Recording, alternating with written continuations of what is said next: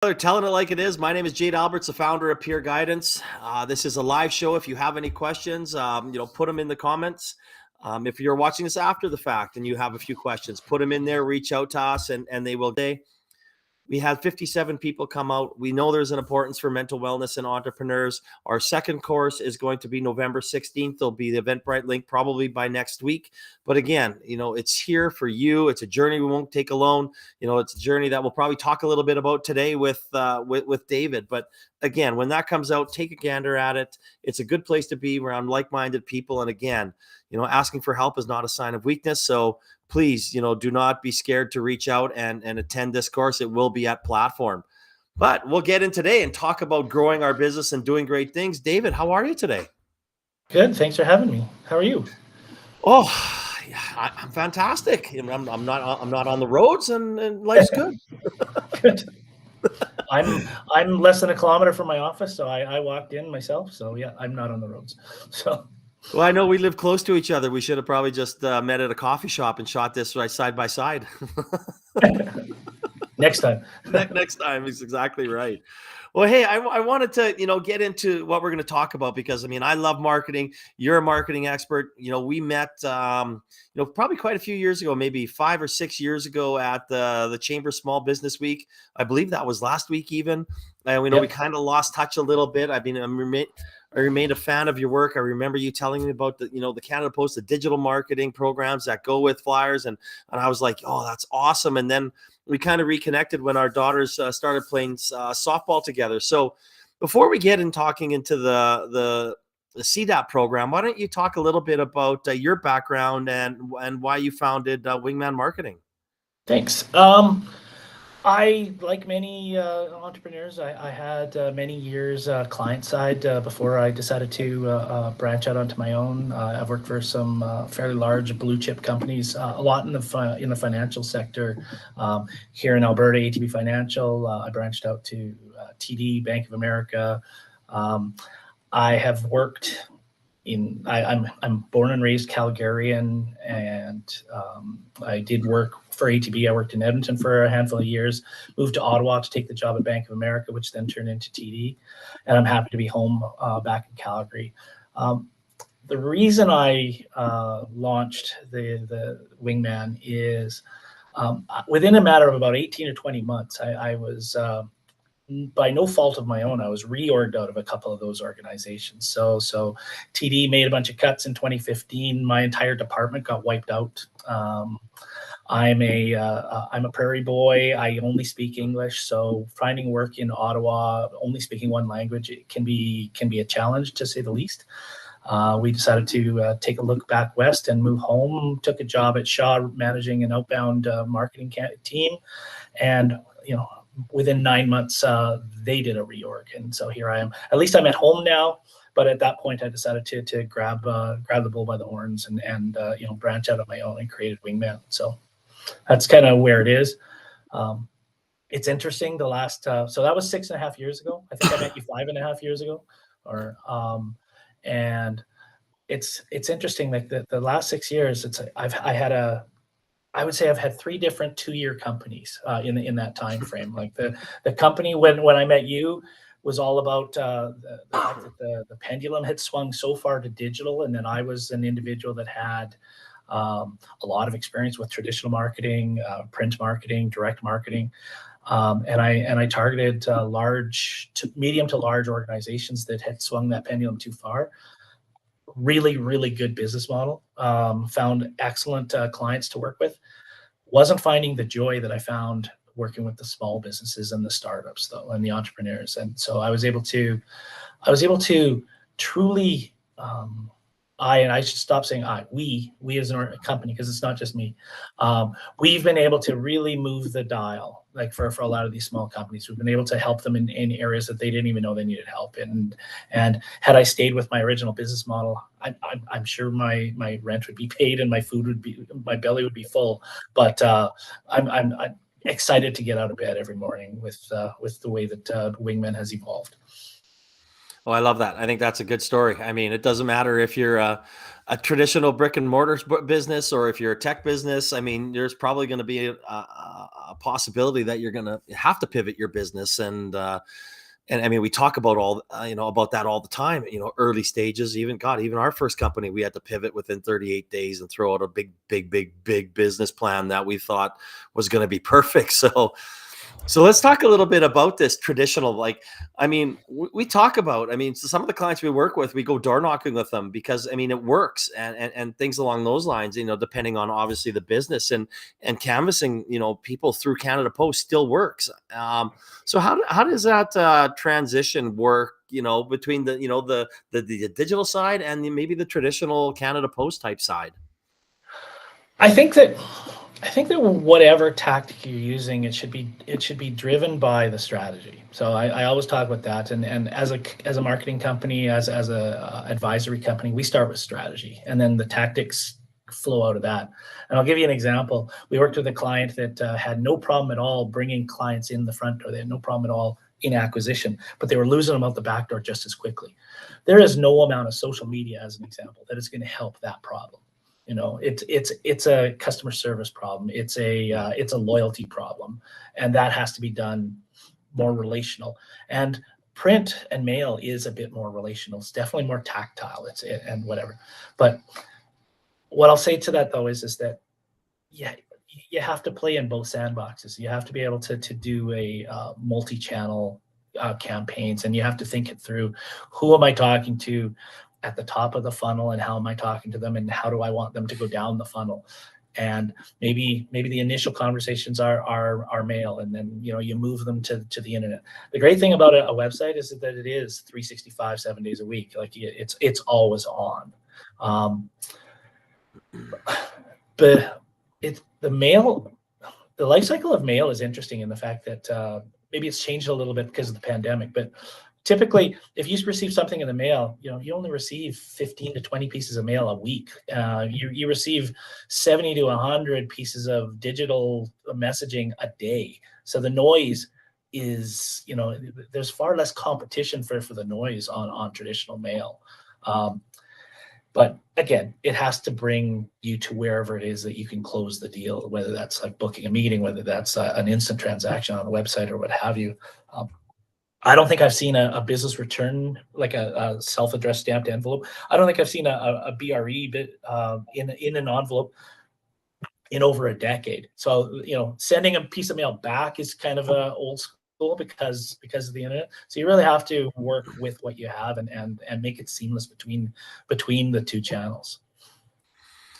Oh, I think you brought up such a valid point, though. Whatever channel it is, if if you're not prepared and have a good company and have good people to act on the leads that are coming in, I mean, it just doesn't matter. Well, and God forbid that you put out any kind of communication and you get whatever response rate. If you can't handle the response rate, whatever that rate is, Yeah. you can do your brand some serious damage in that you can't fulfill. So yes, you can sell, but if you can't fulfill, well, you've just made a lot of people pretty angry. Oh, isn't that the truth? Isn't that the truth? And and I'm a big fan of a lot of programs that are out there. Some of the micro vouchers, not so much. Again, with might sound ironic with me being a consultant, peer guidance, being a kind of consultant. I usually don't use a lot of them because again, they're usually for me, and there's a lot of companies out there that just aren't qualified to do it, or a lot of people out there that aren't qualified to do it and give a lot of bad advice. And that comes from big companies that like Harvest that are no longer along, that in my opinion soaked a lot of people for a lot of dollars and others. So I mean, there's a new program that just came out here, Elevate IP. I won't get into it. Kevin Dahl's, I mean, it's for the license, it's for the IP strategy, which is going to be huge, a good federal government program. So, kudos to that. But I mean, I guess we're here to talk about kind of the Canada Digital Action Plan, the CDAP program. And again, I've been very critical of it in the past because I've seen some of the shit that has been produced and handed and somebody's done for clients that we've worked with. And we just said, you just throw this out. Like this is, the client, the consultant got 15K and they got this cookie cutter thing that wasn't very good. So it again, I don't want it's such a good program if utilized correctly and utilized with the right people. And this is why I want to have you on. I mean, I've known you for a while, David. You're not one of those people. You do a very good job. You talk to the people, you work with the people, you create a plan, almost a plan that's over and above of a digital action plan for it. So why don't you talk a little bit about the program first, and then we'll kind of dive into what you do. Sure. So, it's awesome to hear downstream like what's being done with the plan. Like we're only involved in the plans for execution that we become involved with. So there's other tactics and recommendations that we put forward that we trust that the company is going to find the right vendor for. So it is really enlightening to hear that downstream feedback. So the plan as itself, I'll try and do it justice in like as short amount of time as possible. It was part of the 2021 federal budget. It actually went live March of 2022. It's a $4 billion program that the federal government wants to enhance the digital productivity of 160,000 businesses across the country over the next through to the end of 2025.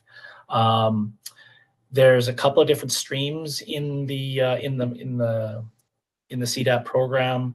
The stream one is truly it's a much smaller program, but it's all marketing. It's for individuals that have something that they sell, a product or a service, and they sell directly via the internet. So it's all about not just marketing, it's all about digital marketing, e-commerce, business to consumer. It's a $2,400 micro grant. One of the things that gets lost in the stream one is the fact that it's also 30 man hours of directed digital assistance in your business. So this could be something as simple as setting up your Google business profile. It could be connecting your website to your Shopify. But it's hands-on 30 hours of a recent digital grad in the. If you're here in Alberta, you're working with Business Link as the conduit to get access to those 30 hours. That part of it probably has more value in my mind than the $2,400 micro grant. Although, when you can get money to do something you were going to do anyways, why not? The second stream, is where we are playing in, and that's the build your business technology. So you mentioned $15,000. So it is a grant for up to $15,000 to hire a digital advisor like Wingman to come into your company and look at the entire scope of your company, a full 360 assessment and analysis.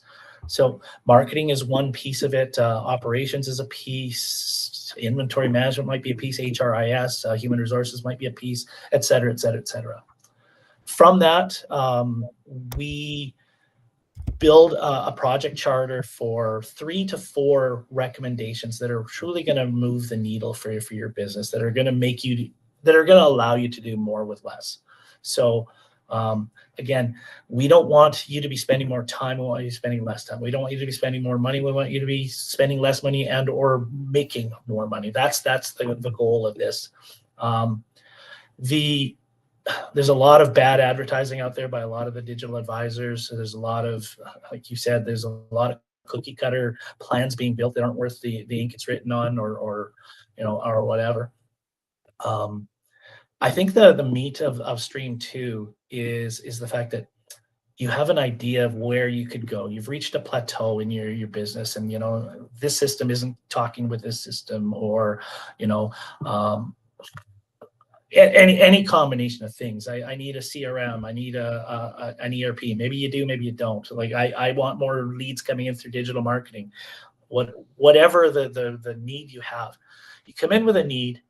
You work with a digital advisor to actually create the plan, because a lot of the times you'll have a need and you'll talk about it and talk about it and talk about it, but the one day never turns into day one, and so then an advisor comes in and I use the metaphor of Wingman. We figuratively and literally are your wingman to help you create that plan.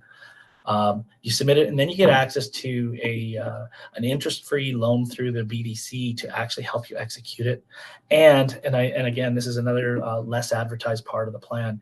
You get access to a hiring subsidy through Magnet of $7,300 to actually work on the plan. So sometimes it's like, great, I have this plan in my hand, I have cash flow, but I still don't know, I don't have a person on staff that can do it.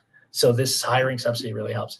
And it's not like some of those other wage subsidies where, you know, you pay 10 grand and you get 5 grand reimbursed. This is the first $7,300. So basically, you submit the pay stubs and get reimbursed. It's the first $7,300. So that can be a part-time, full-time, temp, whatever. So, and that's where I really like this plan is that I have an idea, I have a plan, I have the cash flow, I have the resource. Let's go. And I think that's important, right? I mean, again, and I'm not going to lump everybody other than just you as in not doing it correctly. I know there are others out there that are doing, you know, good work. I've seen it. So I mean, it is something that you just, you know, I want people to know that, you know, do your homework and make sure that you're doing, you know, you feel with somebody you trust. And even if you set up a meeting and you don't feel comfortable with the person, you know, go to somebody else on the list, right? And make sure that you have that level that this person is going to be doing the proper work from you, or somebody, maybe if you want to deal with somebody local that you can meet for a coffee, whatever it is, right? And I mean, and I know you meet for coffees and things like that. So I think that's, you know, it's hard I can say this. I mean, obviously you're on the show for a reason, right? Because I do believe in the program. I do believe it benefits, you know, startups and scale ups that are out there that don't have the capital to really start thinking about this. And it is extremely helpful for people. It really is. And you kind of triggered two thoughts for me in what you just said there. One is yeah, pick an advisor that works for you. Like if I get a cold call as an example, there's 2 questions that I ask at the onset of those cold call conversations. One is, why are you interested in the CDAP program in the first place? Because if I kind of hear answers that they're just interested in the interest-free loan or whatever, it's like, well, it's not free money. It's not like you can't pay off a high interest loan with this low interest loan. The loan is solely for the implementation of whatever is in the plan. So I don't typically want to work with those individuals that are just looking at it as, I just want the cash. Unless they also say, I want the cash because I want to do da, da, da, da, da. Great. So then I have a good understanding of why they're interested in CDAP. And the second question I ask them is, why did you pick Wingman as possibly one of the digital advisors that you want to work with? And I hear their answer. And I'm in Calgary, so I definitely get the geography answer a lot. I get to hey, one of the things that we want to do with the plan, like the implementation of the plan, is I want to do digital marketing, blah, blah, blah, blah. And that's, you know, what half of your business does. So like half of Wingman is digital advisory, half of the business is marketing. So if I hear those kind of things, that's good. I do get the occasional, I love your branding and just wanted to chat with you, you know, the Wingman branding, the aviation theme. But again, that's not a reason to pick a partner.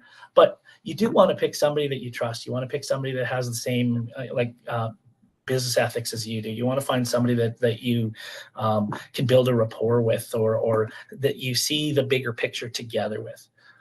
The other side of that, from a Wingman side, is we want to work with people. We want to work with small businesses that are thinking longer term. That they're thinking that this is a way to get, you know, to expedite their growth, expedite their capabilities, so that, like today, so that they can use that into perpetuity. And that's where the interest-free loan comes in as well. It's an opportunity to invest in what you want to do and defer that investment payment over the course of 6 years. So you get the results of it today, and hopefully by, you know, the end of 6 years, like, you're so much further along than you were day zero. So what kind of let's dive into what kind of companies this can help. I mean, rather than just saying all companies, because I mean it does hit a wide breadth. But I guess maybe some of the, you know, the good success stories that you don't have to drop the names or anything, but what kind of industries that you've seen really benefit from this? So I'll answer on the stream one really fast. Stream One can help any business across the country that just needs to enhance their digital marketing. Again, it's a small business. You have to have at least one employee and or $30,000 in revenue. So a lot of small businesses fit into that bucket. Whether it's Stream One or Stream Two, it has to be a for-profit. There's lots of nonprofit grants and incubator programs available. So this one is strictly for-profit. On the Stream Two, it's a little bit harder to be eligible. You do have to be further along in your organization. So startups aren't typically eligible because the minimum threshold of revenue, not profit, but revenue, is $500,000 in any of the previous 3 business cycles. So you do your business tax return, and so maybe 2022 was poor, but 2020 was awesome. We'll use the 2020 to get you into the program. I'm finding that the businesses that we have worked with that get the most benefit are those that, for whatever reason, have plateaued. It could be that they started as a solopreneur, they got to a certain point, they never, they've been in the business for years, and they've never really had the time to work on their business. Or they have thought about their business, but again, they don't know, they don't have the wherewithal, they don't have the time, they don't have the cash, they don't have the understanding of what they don't know. So coming in as an advisor, a consultant, a coach, whatever word we want to use, we can come in and actually have a different vantage point of their business. Because it's their baby, it's so close to them. They love it, but they don't always see the problems that because again, they have their very focused laser on what their business is. So we come in from a different vantage point and see other things. I'll give you like the absolute prime example of a low end, like closer to that $500,000 range client that we worked with about 8 months ago that was perfect for this program. A small Calgary trucking company. He started with 1 truck. He went to 3 trucks, and just before I met him, he jumped to 5 trucks. Holy cow! This gentleman has 5 trucks on the road doing long haul transportation. Doesn't have a website. Doesn't have a digital presence. Doesn't have any documentation of any of his operating procedures. He now has 5 trucks. Doesn't have a fleet management tool. He does everything on his phone and on spreadsheets. No GPS on his trucks. Like, it's mind-boggling. This guy got from $0 in revenue to $1.7 million in revenue in less than 3 years by he found a source for finding loads to take from A to B, and his business absolutely boomed. But the margin that he's making on all of those loads is actually relatively small because the source of loads that he is acquiring, he's paying for it. Like he's paying a premium to get the list. So he sees the opportunity that I don't want to be behind the wheel anymore. I want to be managing the business. I want to be making more margin because I now have to pay for me not on the truck. I have to pay for possibly an administrator, whatever the case may be. So I need to make a better margin.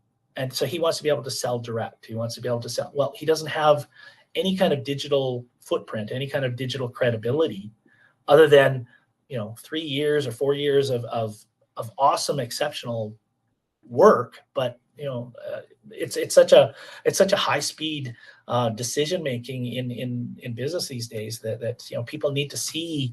Like, don't tell me, show me. And that's where a website can come in. That's where anyway. And then the day-to-day management, like no fleet management, no documentation, no anything. So we came into it knowing that he just needed a website. Like that was like in those 2 questions that I asked at the onset. I need a website. Well, no, as it turned out, you need you need a centralized, in the cloud or otherwise, a centralized documentation for onboarding and governance adherence and all kinds of wonderful things. You need you have a fleet. well, how do you manage that fleet? Like this, taking the time on a spreadsheet every day, it's like, man, you're killing yourself. Whereas there's so many software solutions out there that, enter in a few things and it does all the planning for you and whatever. So anyways, it was really, he's a perfect solution for something like this. Not everybody's going to have, $1.7 million in revenue success, like despite themselves. Yeah. Like kudos to them. Like Jerry's an amazing guy. Oh, my lights just went out. Just not going to go. So he's a perfect example. Another really good example, and I can name drop on this one.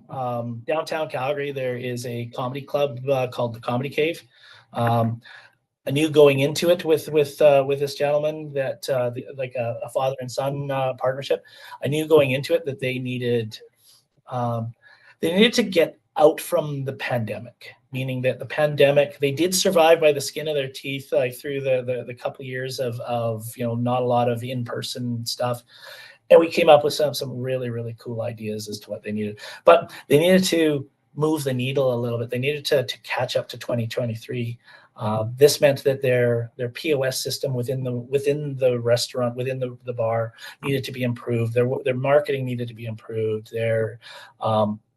And then they needed alternative revenue as well, and that's where kind of we saw opportunities. There's something on the horizon that I can't speak of yet, but there's something coming from the Comedy Cave that's going to be really cool. So the three recommendations that we put forward for this particular client, were 2 out of the 3 have already been executed and are already barn busters. Like it's amazing. It's and it's so much fun. And then this is one where I actually got to be part of the execution afterwards. So we've now been working with the Comedy Cave for 1.5 years.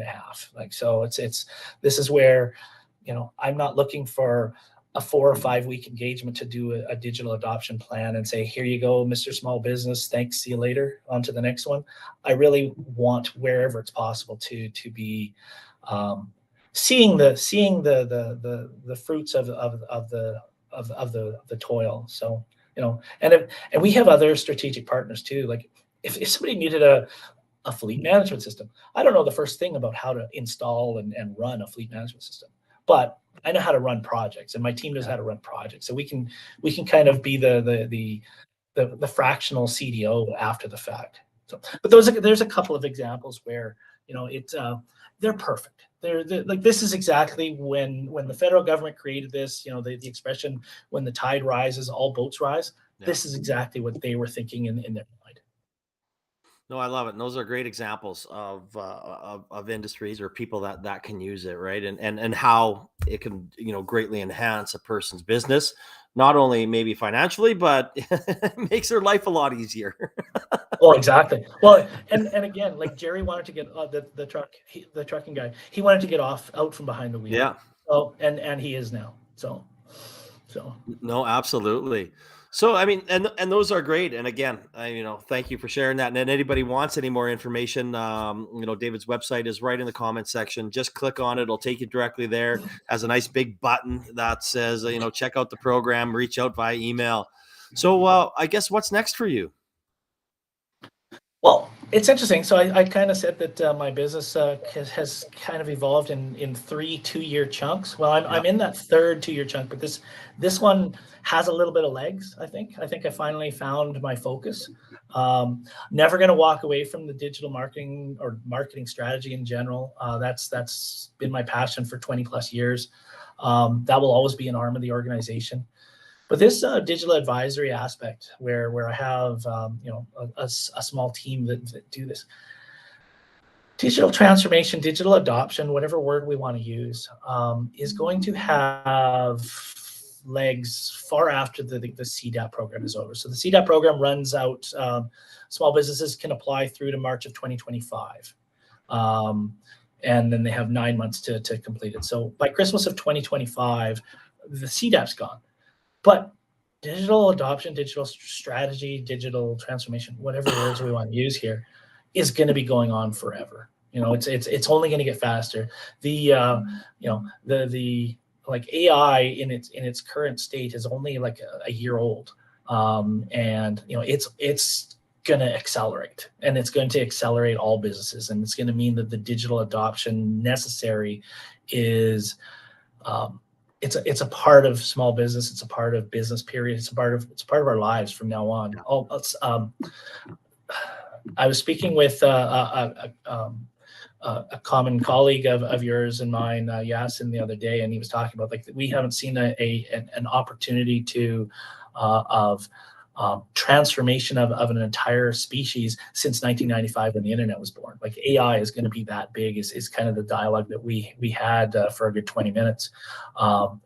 So this is where Wingman is going to be. We're going to be playing in the digital adoption space. And I love the word adoption as opposed to transformation, because transformation in my mind has a definition of, I'm going from A to B and it's closed. Whereas digital adoption is, I'm going from A to B and there's several letters between B and Z, and there is no Z. It's about adopting what it is, that how I can use technology today and tomorrow and the next tomorrow to help me do better, like be more productive and what have you. No, and that's good. It's going to be great to watch you grow and help, and all the great entrepreneurs out there as well. And kudos to that. And whether you have a program to do that or not, it makes no difference. Right? It's just exactly, yeah.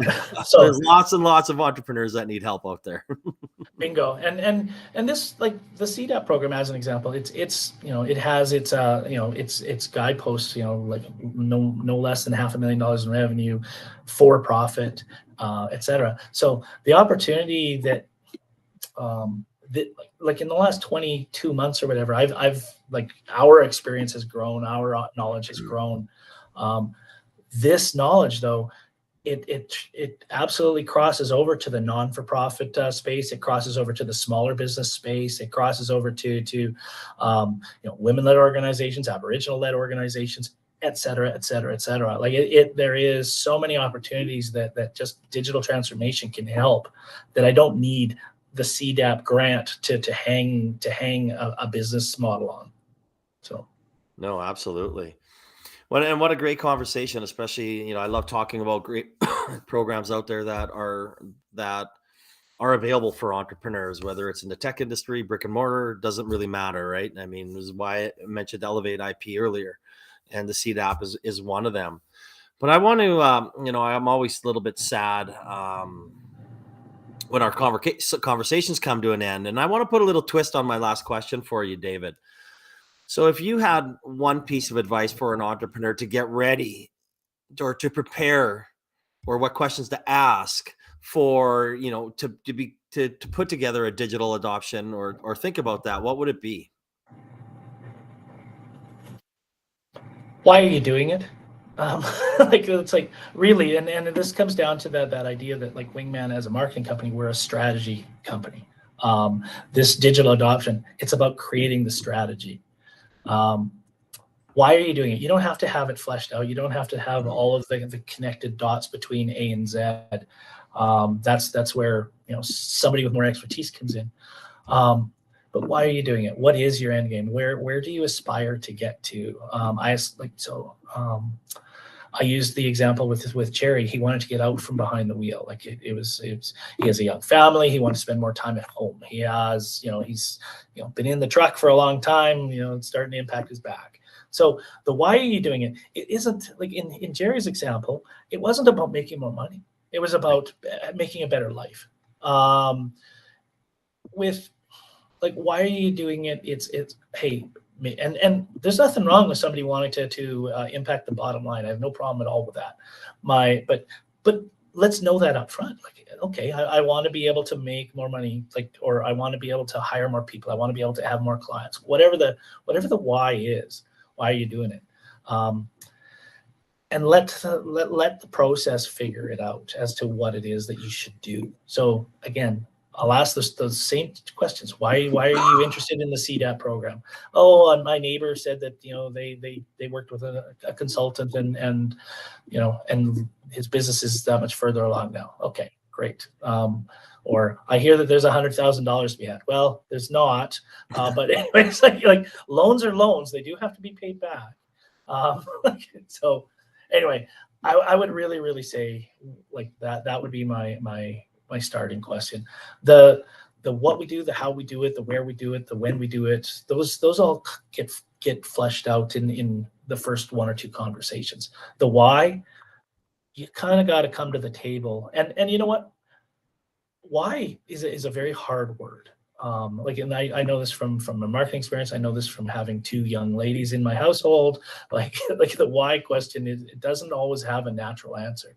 Um, it sure seems like it's the thing that's right in front of me, but it might be the thing that's behind that. We can help with the why too. Like, it's like, hey, I think I need a new website. Well, why do you need a website? Well, because dot dot dot dot dot. You know, there's lots of different reasons to have a website. Sometimes it's just for credibility. Sometimes it's basically a digital business card. Sometimes it's to transact, whatever.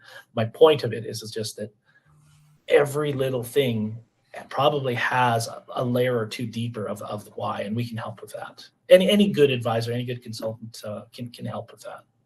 No, absolutely. You got to know your why. I mean, that's so important, and you know, and guiding them so they're not wasting money or getting bad advice is very important. So I mean, I'm happy that we were able here to talk, and I love the work that you do and the support that you give people out there. So thank you for that. And you know, it wasn't too bad of a shit on the CDAP program today. No, it's yeah. You know, I've seen some. I like being inside. I'm also a trainer of other advisors. I've seen some stuff that like just Oh, makes me shudder. You know, just again, I mean, we won't go into that, but we'll focus on the positive side of things and the great things. So again, David, thank you for your time today. Anybody wants any more information on Wingman Marketing, click on the comment section. The website is right there. Again, please keep on the lookout for our Thriving Mind, Empowering Innovators, a mental health course for entrepreneurs.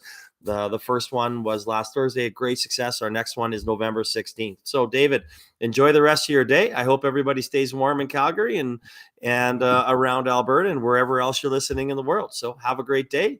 thank you, And Jim.